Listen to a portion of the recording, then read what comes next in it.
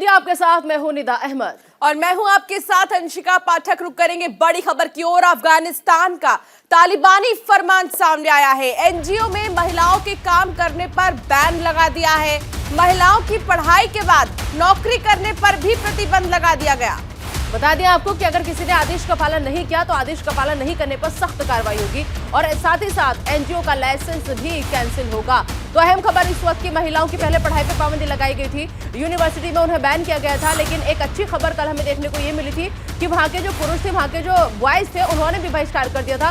वो भी यूनिवर्सिटी से चले गए थे। तो लगा था कि एक अच्छी पहल की तरफ कदम जो है वो बढ़ रहा है, क्योंकि अगर पुरुष समाज भी महिलाओं के खिलाफ हो रहे अत्याचार में बढ़ चढ़कर आगे आएगा, आवाज बुलंद करेगा, तो शायद वहां के हालात बदलेंगे। लेकिन आज ये एक और अहम खबर कि पहले पढ़ाई और पढ़ाई के बाद अब महिलाओं के काम ना करने पर भी पाबंदी जो है वो लगाई गई है कि महिलाएं अब काम नहीं करेंगी। तो इससे पहले कई सारी पाबंदियां महिलाओं पर लगाई गई, चाहे वो जिम में जाना कह लीजिए या फिर कहीं बाहर रेस्टोरेंट में जाना कह लीजिए या बाहर कहीं पार्क में जाने पर भी प्रतिबंध लगा दिया गया था महिलाओं के लिए। और अब ये तालिबानी फरमान से कम नहीं माना जा रहा है इसको, और इसको लेकर सख्त कार्रवाई की भी बात सामने आ रही है कि अगर कोई इस फरमान को नहीं मानेगा तो उस पर सख्त कार्रवाई की जाएगी और एनजीओ के लाइसेंस को भी कैंसिल कर दिया जाएगा। अफगानिस्तान में अभी तक कुछ भी ठीक नहीं हुआ है और एनजीओ में महिलाओं के काम करने पर भी बैन लगा दिया गया है। सवाल यह है कि अब महिलाएं अगर इस तरीके से बैन में जिएंगी तो वो जिएंगी ही क्या? आदेश का पालन अगर नहीं करती हैं ये महिलाएं तो उन पर सख्त कार्रवाई भी होगी। बिल्कुल। और चलिए बढ़ते हैं आगे और बात करेंगे पूर्व पीएम अटल बिहारी वाजपेयी की। आपको बता दें कि पूर्व पीएम अटल बिहारी वाजपेयी की जयंती है आज और गुड गवर्नेंस दिवस के रूप में आज बीजेपी ये जयंती मनाएगी। सदैव अटल पर श्रद्धांजलि कार्यक्रम का आयोजन किया जाएगा। तो देश भर में श्रद्धांजलि सभाओं का आयोजन होगा। सभी बूथों पर जयंती को मनाने के निर्देश दिए गए हैं। अटल जी की प्रतिमा पर पुष्पांजलि अर्पित की जाएगी। आज देश के पूर्व प्रधानमंत्री और बीजेपी के दिग्गज नेता रहे भारत रत्न अटल बिहारी वाजपेयी की जयंती है। आपको बताएं कि बीजेपी ने अटल जी की जयंती को गुड गवर्नेंस के रूप में मनाने की योजना बनाई है। देश भर में जयंती को लेकर कई तरह के कार्यक्रम आयोजित किए गए हैं। बीजेपी ने अटल बिहारी वाजपेयी की समाधि स्थल सदैव अटल पर श्रद्धांजलि कार्यक्रम आयोजित भी किया है। राष्ट्रपति द्रौपदी मुर्मू, उपराष्ट्रपति जगदीप धनखड़, प्रधानमंत्री नरेंद्र मोदी, लोकसभा अध्यक्ष ओम बिरला, गृह मंत्री अमित शाह, बीजेपी के राष्ट्रीय अध्यक्ष जेपी नड्डा सहित तमाम जो नेता हैं, जाने माने लोग इसमें शामिल होंगे। अटल बिहारी वाजपेयी की जयंती मनाने को लेकर बीजेपी के राष्ट्रीय अध्यक्ष जेपी नड्डा ने भी निर्देश जारी कर दिए हैं। नड्डा ने अटल बिहारी वाजपेयी के जन्मदिन को पार्टी स्तर पर पूरे देश में व्यापक रूप से मनाने का निर्देश दिया है। जयंती को लेकर सभी बूथों पर अटल जी की प्रतिमा पर पुष्पांजलि और श्रद्धांजलि देने का कार्यक्रम तय किया गया है। तो वहीं आज प्रधानमंत्री मन की बात करेंगे। जी हां, आज मन की बात का 96वां प्रसारण होगा। इसके साथ ही पीएम मोदी कई खास विषयों पर चर्चा कर सकते हैं। आपको बताएं कि कार्यक्रम को लेकर बीजेपी ने खास तैयारी की है और आज पीएम मोदी के मन की बात कार्यक्रम का प्रसारण जो है वो किया जाएगा। मन की बात कार्यक्रम का ये 96वां एपिसोड होगा। पीएम मोदी इस संस्करण में G20 की अध्यक्षता, अंतरिक्ष में मिली उपलब्धियों को लेकर जिक्र कर सकते हैं और वहीं इस संस्करण में वाद्य यंत्रों के निर्यात में इजाफे समेत कई विषयों पर चर्चा कर सकते हैं। संभावना है कि कोविड को लेकर भी पीएम मोदी कुछ बातें जरूर रखेंगे। तो बीजेपी अध्यक्ष जेपी नड्डा ने प्रधानमंत्री मोदी के मन की बात कार्यक्रम को लेकर सभी को निर्देश दिया है कि वो बूथ स्तर पर इसे सुने और इसके बाद इस पर लोगों से चर्चा भी करे। तो मन की बात महीने के अंत में प्रधानमंत्री नरेंद्र मोदी करते हैं और ये 96वां एपिसोड है प्रधानमंत्री नरेंद्र मोदी के मन की बात का, जिसमें कि G20 की अध्यक्षता को लेकर चर्चा हो सकती है। ये भारत के लिए किसी बड़ी उपलब्धि से कम नहीं है जब वो G20 की अध्यक्षता कर रहा है। अंतरिक्ष में भी जो उपलब्धियां मिली हैं उस पर भी बात पीएम मोदी कर सकते हैं। तो कार्यक्रम को लेकर बीजेपी की खास तैयारियां हैं मन की बात को लेकर के। और अब इसके बाद कहा यह जा रहा है कि बूथ स्तर पर आप लोग सभी से सुनना और इसके बाद जो बातें उसमें की जाएंगी उसमें आपस में चर्चा करना, लोगों से चर्चा करना। आप तो पीएम मोदी के कई खास विषयों पर आज चर्चा करने की संभावना जो है वो जताई जा रही है। कार्यक्रम को लेकर खास तैयारियां बीजेपी ने कर रखी है। तो मन की बात कार्यक्रम का आज प्रसारण जो है वो होने जा रहा है। 96वां एपिसोड आज प्रसारित किया जाएगा।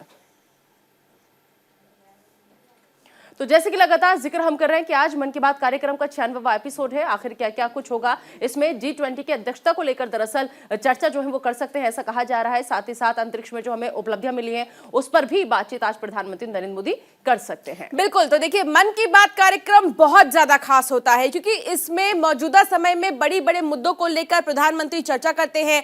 वाद्य यंत्रों के निर्यात को लेकर भी वो आज चर्चा कर सकते हैं, जिस तरीके से उसमें इजाफा देखने को मिल रहा है। तो राष्ट्रीय अध्यक्ष जेपी नड्डा ने यह कह दिया है कि इसको लेकर हर बूथ पर चर्चा होनी चाहिए। प्रधानमंत्री नरेंद्र मोदी जो मन की बात करेंगे उस पर चर्चा होनी चाहिए। तो देखिए कुल मिलाकर कहा जा सकता है कि आज मन की बात इसलिए भी खास है क्योंकि कोविड है और कोविड को लेकर पीएम क्या कहेंगे ये देखना होगा। निदा बिल्कुल, हालांकि बीजेपी ने खास तैयारी कर रखी है। मैसेज और कोशिश यही है बीजेपी की कि आज जो भी बातचीत हो इस मन की बात कार्यक्रम में वो लोगों तक पहुंचे, और न सिर्फ लोगों तक पहुंचे बल्कि बूथ लेवल तक भी लोग इसको सुने और सुनने के बाद उस पर अमल भी करें, साथ ही साथ आपस में चर्चा भी करें, बातचीत भी करें। तो देखना होगा कि ऐसी वो कौन सी बात है जो एक एक इंसान के दिल में घर कर जाए, जिसको लेकर बीजेपी पूरा फोकस कर रही है। खासतौर पर जैसे कि अंशिका ने जिक्र किया, कोविड का लगातार कहर जो है चीन में, हमने देखा कि क्या हालात वहां पर हो रखे। यहाँ पे ऐसे हालात न बने, केंद्र सरकार लगातार नजर बनाए हुए। तो सबसे ज्यादा अहम बात यही होगी मन की बात कार्यक्रम में कि क्या प्रधानमंत्री नरेंद्र मोदी इस तरह का कोई बात कहेंगे या फिर कोई जानकारी साझा करेंगे या फिर कुछ अपील वो करते हुए नजर आएंगे या नहीं। बिल्कुल, और इस बीच एक बड़ी खबर, दिल्ली पहुंची भारत जोड़ो यात्रा। दिल्ली में आज भी जारी रहेगी भारत जोड़ो यात्रा। समाधियों पर श्रद्धांजलि अर्पित करेंगे राहुल गांधी। और बता दें आपको कि राहुल गांधी का जो कार्यक्रम है वो ये है कि वो राजघाट जाएंगे, शक्ति स्थल जाएंगे, शांति वन जाएंगे राहुल गांधी, और राष्ट्रीय स्मृति स्थल भी जाएंगे राहुल गांधी। अटल बिहारी वाजपेयी को भी आज श्रद्धांजलि देते हुए नजर आएंगे। तो कांग्रेस की भारत जोड़ो यात्रा दिल्ली पहुंच चुकी है और लिहाजा राहुल गांधी आज राजघाट जाएंगे और समाधियों पर पुष्पांजलि अर्पित करेंगे। राहुल गांधी आज पिता राजीव गांधी की समाधि वीर भूमि पर पुष्पांजलि अर्पित करेंगे। राहुल शक्ति स्थल, शांति वन, विजय घाट और राष्ट्रीय स्मृति स्थल अटल बिहारी वाजपेयी और महात्मा गांधी की समाधि पर श्रद्धांजलि देंगे। शनिवार को यात्रा में ज्यादा भीड़ हो जाने की वजह से राहुल गांधी समाधियों पर श्रद्धांजलि देने नहीं जा सके थे। तो वहीं राहुल गांधी ने लाल किले पर संबोधित करते हुए बीजेपी पर जोरदार हमला बोला। राहुल गांधी ने कहा कि पीएम और बीजेपी ने हजारों करोड़ रुपए खर्च कर दिए मेरी छवि खराब करने में, लेकिन मैंने एक शब्द नहीं बोला, न सफाई दी, एकदम चुप रहा। तो दिल्ली पहुंच चुकी है भारत जोड़ो यात्रा। बढ़ चढ़कर इसको समर्थन मिल रहा है स्थानीय लोगों से लेकर कई बड़े दिग्गज नेता कांग्रेस पार्टी के इस यात्रा में शामिल हो रहे हैं। ये कांग्रेस का एक तरह से शक्ति प्रदर्शन और भारत जोड़ने के लिए ये पूरा जो अभियान है वो चलाया जा रहा है। इस यात्रा को निकाली गई है इसी उद्देश्य से कि भारत को जोड़ा जाए। हालांकि कई बार राहुल गांधी और कई बड़े नेता भी ये कह चुके हैं कि नफरत हटाना है और भारत को जोड़ना है, इसीलिए ये यात्रा की जा रही है और जिसको इसमें शामिल होना है वो हो सकता है। और ये सफर धीरे धीरे आगे बढ़ रहा है। राहुल गांधी का लगभग 8 राज्यों से होता हुआ आया है और दिल्ली एनसीआर में प्रवेश करने के बाद भी यहाँ पर लोगों की भागीदारी इस यात्रा में बहुत ज्यादा देखी गई।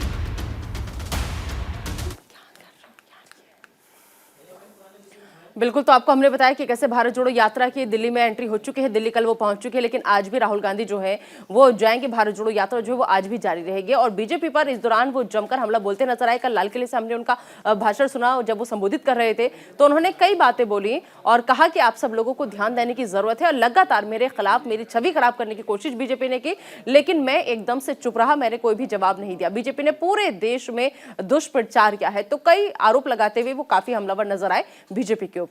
बिल्कुल, तो उन्होंने ये भी कहा कि लगातार करोड़ों रुपए खर्च किए गए मेरी छवि खराब करने के लिए, लेकिन मैंने कुछ भी नहीं कहा, ना मैंने सफाई दी, ना मैंने उनको कुछ भी कहा है, बल्कि भारत जोड़ो यात्रा के जरिए जो हमारा उद्देश्य जो है, हमारा मकसद है वो हमें पूरा करना है। कन्याकुमारी से शुरू हुई ये यात्रा अब आगे धीरे धीरे बढ़ रही है। दिल्ली में प्रवेश करने के पहले तक 3000 किलोमीटर का सफर तय कर चुकी थी और दिल्ली की अगर बात करें तो 22 किलोमीटर का जो पूरा रूट है वो रखा गया था। और अब भी देखा जा रहा है धीरे धीरे ये यात्रा आगे बढ़ रही है और सीधे इसको कश्मीर तक जाना है, श्रीनगर तक जाना है। तो ऐसे में लगातार ये सिलसिला अब भी जारी है भारत जोड़ो यात्रा का और हर तस्वीर न्यूज इंडिया भी आप तक पहुंचा रहा है।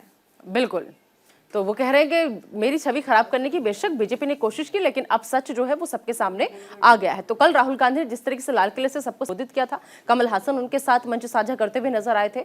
तो इस दौरान बीजेपी पर जमकर हमला बोलते हुए नजर आए। तो फिलहाल दिल्ली ये यात्रा पहुंच चुकी है, भारत जोड़ो यात्रा, और आज भी ये यात्रा जो है वो जारी रहेगी, क्योंकि आज राहुल गांधी राजघाट जाएंगे, समाधि स्थल पर पहुंचेंगे और वहां जाकर वो पुष्पांजलि अर्पित करेंगे। तो राजघाट जाएंगे राहुल गांधी और यहाँ पर श्रद्धांजलि अर्पित करेंगे। साथ ही जो महान दिग्गज है वो भी उनके साथ ही मौजूद रहेंगे। राहुल गांधी के साथ कई नेता मौजूद रहेंगे।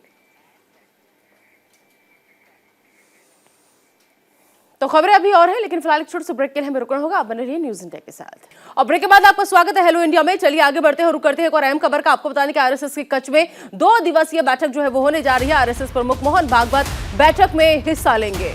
सौराष्ट्र के कार्यकर्ताओं की बैठक में शामिल होंगे। गुजरात में आधार बढ़ाने को लेकर मार्गदर्शन करेंगे।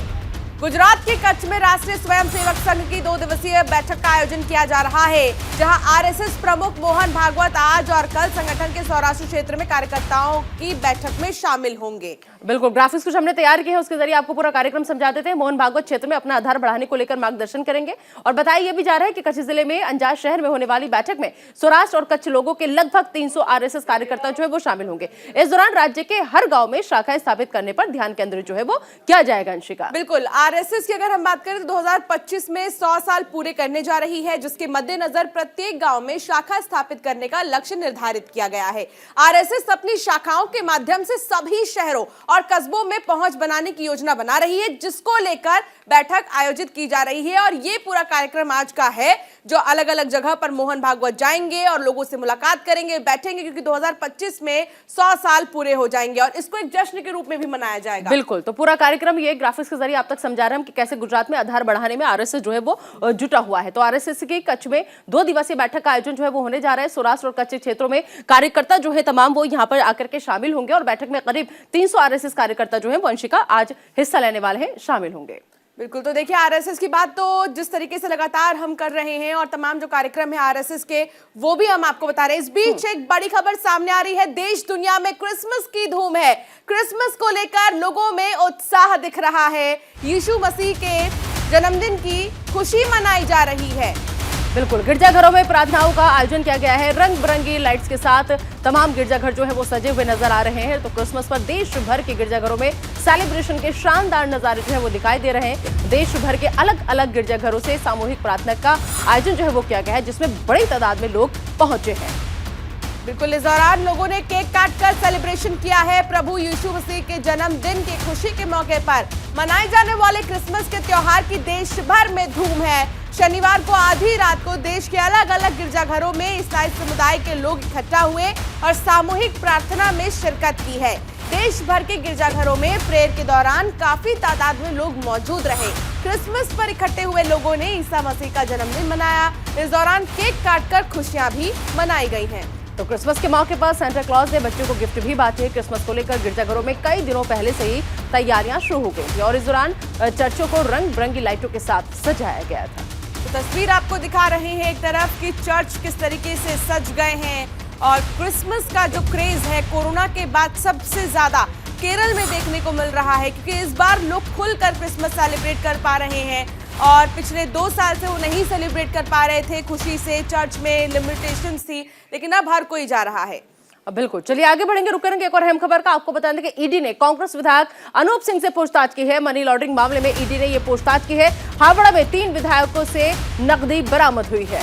झारखंड कांग्रेस विधायकों से बरामद हुई नकदी। रांची में कांग्रेस विधायक अनूप सिंह को ईडी ने पूछताछ के लिए ऑफिस बुलाया है। ईडी ने उनसे करीब 10 घंटे पूछताछ की, जिसके बाद विधायक अनूप सिंह ने दावा किया कि ईडी ने उन्हें आरोपी के रूप में नहीं बल्कि शिकायतकर्ता के रूप में बुलाया था। ईडी उनसे मनी लॉन्ड्रिंग मामले में सहयोग चाहती है, इसलिए उन्हें ईडी ऑफिस बुलाया गया था, ये वो कहते नजर आए। हालांकि उन्हें दोबारा बुलाया जाएगा या नहीं, इस पर उन्होंने ये कहा कि ईडी की तरफ से अभी इस बारे में कुछ भी उन्हें बताया नहीं गया। लेकिन इतना तो साफ है कि ईडी अब उन लोगों को पूछताछ के लिए बुलाएगी जिन पर सूबे की सरकार को अस्थिर करने के आरोप लगे हैं। ये भी बता दें कि विधायक अनूप सिंह पश्चिम बंगाल के हावड़ा जिले में झारखंड के विधायकों से नकदी मिलने के सिलसिले में ईडी के सामने पेश हुए थे। जुलाई में झारखंड के 3 कांग्रेस विधायक इरफान अंसारी, राजेश कच्छप और नमन बिक्सल की गाड़ी से पश्चिम बंगाल पुलिस को 49 लाख से ज्यादा रुपए बरामद हुए थे, जिसके बाद पश्चिम बंगाल की पुलिस ने तीनों विधायकों को गिरफ्तार कर लिया था। तो वो कह ये रहे कि उनको ईडी ने सिर्फ और सिर्फ सहयोग के लिए बुलाया था, पूछताछ उनसे नहीं हुई है। झारखंड कांग्रेस विधायकों से नकदी बरामद हुई थी, उसके बाद ही ईडी की ये कार्रवाई जो है वो सामने आई है कि ईडी ने कांग्रेस विधायक अनूप सिंह से पूछताछ की है। और चलिए आगे बढ़ते हैं, एक और बड़ी खबर आप तक पहुंचा दें। पंकज सिंह पर गैंगस्टर एक्ट के तहत मामला दर्ज हुआ है। मुख्तार अंसारी का करीबी है पंकज सिंह। धारा 307 के तहत जेल में बंद है फिलहाल पंकज सिंह।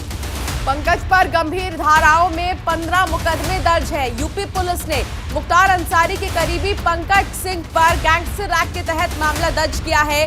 सीओ धनंजय मिश्रा ने बताया कि अपराधियों के खिलाफ चलाए जा रहे अभियान के तहत पंकज सिंह के खिलाफ गैंगस्टर की कार्रवाई की गई है।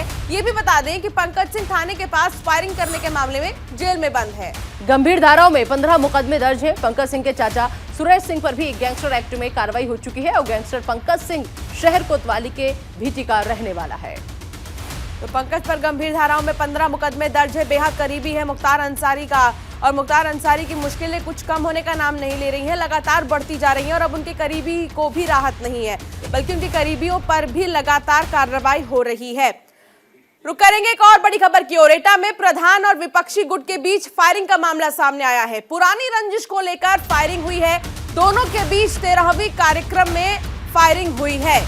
तो फायरिंग का वीडियो अब सबके सामने है। पुलिस ने फिलहाल मामला दर्ज कर कार्रवाई शुरू कर दी है। तो उत्तर प्रदेश के एटा से ये तस्वीरें हैं जहां पर पुरानी रंजिश के चलते फायरिंग का मामला सामने आया है। दरअसल बताया जा रहा है कि जलालपुर साथल गांव में 13वीं का कार्यक्रम था। इस कार्यक्रम में मौजूदा प्रधान और विपक्षी पक्ष को न्योता दिया गया था और इस दौरान दोनों पक्षों की तरफ से जमकर फायरिंग हुई। गोलाबारी की पूरी घटना वहां पर मौजूद लोगों ने अपने अपने मोबाइल में कैद कर ली। वीडियो बना रहे हैं, जिसके बाद पुलिस ने शांति बनाए रखने की अपील की लोगों से, लेकिन अभी भी मसला नहीं सुलझ पाया है। पुलिस इस पूरे मामले में जानकारी ले रही है आसपास के लोगों से। फायरिंग का जो वीडियो है हालांकि वो सामने आया है जो आपकी टीवी स्क्रीन पर है। ये देखिए, फायरिंग करते लोग यहाँ नजर आ रहे हैं और पुलिस अब कार्रवाई शुरू कर चुकी है। क्यों नहीं वीडियो मत बनाओ ना।